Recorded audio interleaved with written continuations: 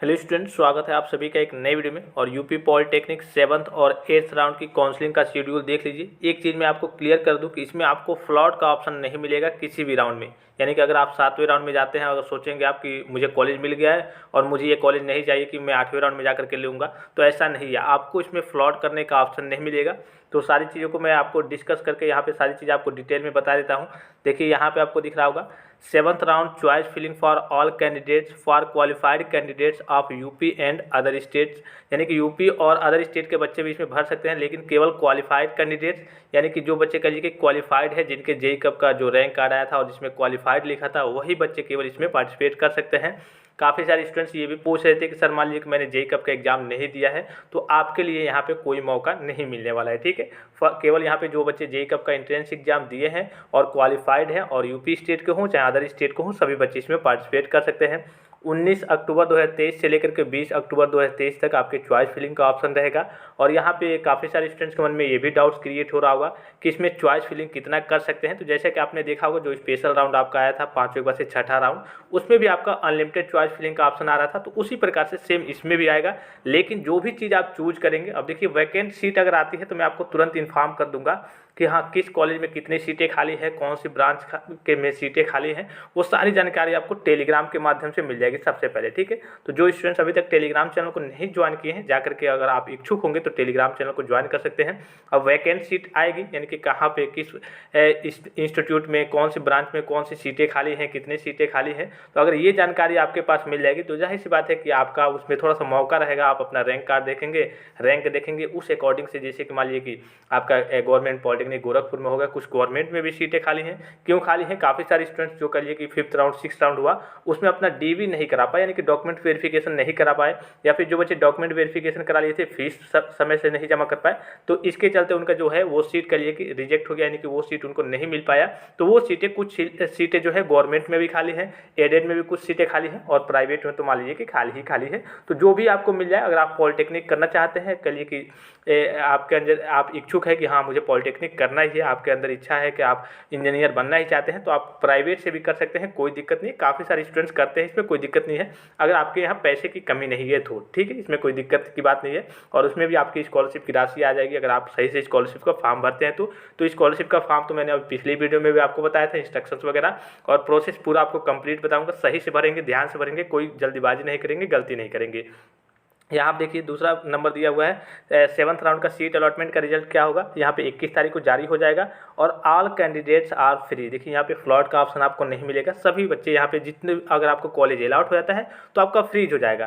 Freeze होने के बाद से देखिए यहाँ पे 7th round online freeze all candidates and online fee deposit for seat acceptance fee. ये आपका 22/10/2023 से लेकर के 23/10/2023 तक अप टू 5 PM, यानी कि 5 बजे शाम तक रहेगा।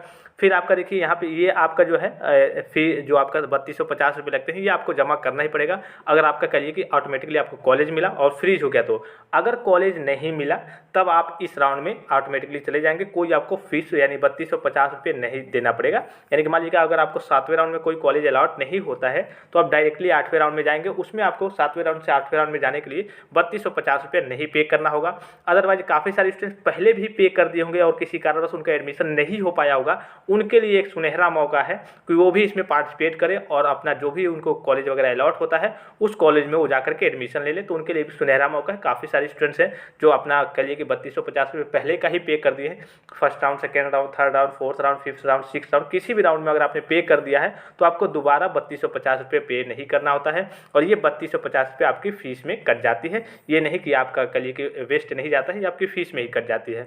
फिर यहाँ आप देखिए 7th round document verification at the district help centre. सारे प्रोसेस आप पहले से जानते ही होंगे क्या प्रोसेस रहता है। काफ़ी आसान सा तरीका होता है, आपको चूज करना होता है कहाँ आप जाकर के वेरिफिकेशन कराना चाहते हैं। तो आप अपने डिस्ट्रिक्ट में कोई भी गवर्नमेंट कॉलेज चूज कर सकते हैं। तो 22/10/2023 से लेकर के 23/10/2023 से, यानी कि 2 दिन में यही आज शाम 5 बजे तक काम होगा। फिर 7th round balance fee deposit only for freeze candidates, और ऑटोमेटिकली ये फ्रीज हो ही जाएगा, यानी कि जिनको भी कॉलेज मिलता है उनका फ्रीज होता है। तो ये सारे डेट्स वगैरह दिए हैं, और लास्ट फीस जमा करने की डेट क्या है 22/10/2023 से लेकर के 29/10/2023 तक। यहाँ पे दिख रहा होगा 29/10/2023 तक आपको पूरा फीस जितना आपका लगता है, अगर आपको गवर्नमेंट मिला उस हिसाब से आपका वहाँ पे मेंशन होकर आ जाएगा, एडेड मिला उस हिसाब से मेंशन होकर आ जाएगा, प्राइवेट मिला उस हिसाब से मेंशन होकर आ जाएगा, और 3250 रुपये अगर आपने जमा कर दिया है तो वो आपका पहले कट जाता है, मतलब कि काट करके फिर जितना बचता है उतना आपको जमा करना होता है। ये होगा आपका 7th राउंड का पूरा। फिर 8th राउंड की बात करें और कुछ नीचे इंपॉर्टेंट इंस्ट्रक्शन भी दिए हुए हैं, वो भी मैं आपको बताता हूँ। 8th राउंड में देखिए वही है आपका सेम 24 से लेकर के 25 तक। फिर आपका अलॉटमेंट का रिजल्ट आएगा 26 तारीख का, सीट अलॉटमेंट रिजल्ट का, और आपको सीट एक्सेप्टेंस फी वगैरह जमा करने हैं 27 से लेकर के 28 तारीख तक, और डॉक्यूमेंट वेरिफिकेशन होगा 27 से 28 तारीख तक, और यहाँ पे पूरा फी आपको जमा करना है 29/10/2023 तक। देखिए इसमें भी दिया हुआ है 27 से लेकर के 29/10/2023 तक आपको पूरा फी जमा करना है। Reporting of all candidates in allotted polytechnic, यहाँ पे देखिए 30/10/2023 तक आपको अगर अलॉट होता है, मान लीजिए कि इंस्टीट्यूट वगैरह डॉक्यूमेंट वेरिफिकेशन करा लिया, इंस्टीट्यूट अलॉट हो गया, हर एक चीज़ हो गया, तो आपको एडमिशन के लिए कॉलेज में कब तक जाना है, अप टू 30/10/2023 यानी कि 30 अक्टूबर 2023 तक जाकर के आपको कॉलेज में एडमिशन करा लेना है। और एडमिटेड सीट विड्रॉल, अगर आप एडमिशन नहीं लेना चाहते हैं, सीट विड्रॉल करना चाहते हैं, तो 31 अक्टूबर 2023 से लेकर के 1 नवंबर 2023 तक ये आपका करिए कि सीट विड्रॉल का लिंक एक्टिव हो जाएगा, और वहाँ पे जाकर के आप अपना करिए कि सीट विड्रॉल कर सकते हैं। फिर यहाँ पे देखिए क्लासेस फॉर सेशन 2023-24 के लिए 1/11/2023 से करिए कि आपकी क्लासेज वगैरह ये सारी चीज़ें स्टार्ट हो जाएंगी। फिर यहाँ पे नोट में कुछ चीज़ें दी हुई हैं, देखिए पहले जैसे दिया हुआ है यहाँ पे काउंसलिंग के विशेष चक्र में, काउंसलिंग के विशेष चक्र के 7वें एवं 8वें चरण में प्रतिभाग करने वाले अभ्यर्थी प्रत्येक चरण में विकल्प भर सकेंगे तथा पूर्व में भरे गए विकल्पों को संशोधित और अद्यतन कर सकेंगे। यानी कि जैसे आप कह लिए कि चॉइस फिलिंग करते हैं, फिर मान लीजिए 7वें राउंड में आपको कोई कॉलेज मिला ही नहीं, फिर 8वें राउंड में आप चले गए, तो उसमें भी आप चॉइस फिलिंग कर सकते हैं, उसको एडिट वगैरह कर सकते हैं, दूसरा चूज कर सकते हैं। लेकिन जो भी आप चूज करेंगे अच्छे तरीके से चूज करेंगे कि हाँ अगर आपको लेना होगा वही, ये नहीं काफ़ी सारे स्टूडेंट मिल जाता है फिर बाद में कहते हैं कि नहीं मुझे ये नहीं चाहिए, मुझे दूसरा चाहिए, तो ऐसा आप नहीं करेंगे। इसलिए कि आपके लिए स्पेशल राउंड रखा गया है 7वां और 8वां, हो सकता है इसके बाद कोई राउंड आपका ना आए।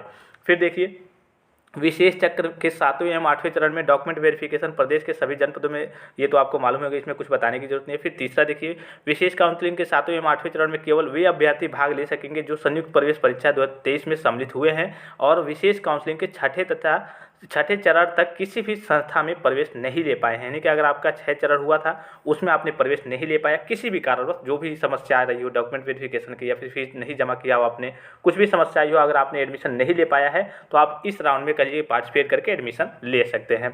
इसके अलावा यहाँ देखिए विशेष काउंसलिंग के 7वें एवं 8वें चरण में उत्तर प्रदेश और आंध्र प्रदेश यानी कि उत्तर प्रदेश राज्य के बाहर के अभ्यर्थी भी अदर स्टेट कैंडिडेट्स के काउंसलिंग में भाग लेने के लिए पात्र होंगे। ये चीज़ आपको मालूम है, पहले ही मैंने आपको ऊपर बता दिया। और वही सारी चीज़ें दी हुई हैं, डॉक्यूमेंट वेरिफिकेशन वगैरह, और 3250 रुपये आपको जैसे ही राउंड में किसी राउंड में आपको मिल जाता है तो आप वो ऑटोमेटिकली फ्री हो जाएगा। 3250 रुपये जमा करना होगा, निर्धारित समय पर आपको डॉक्यूमेंट वेरिफिकेशन कराना होगा।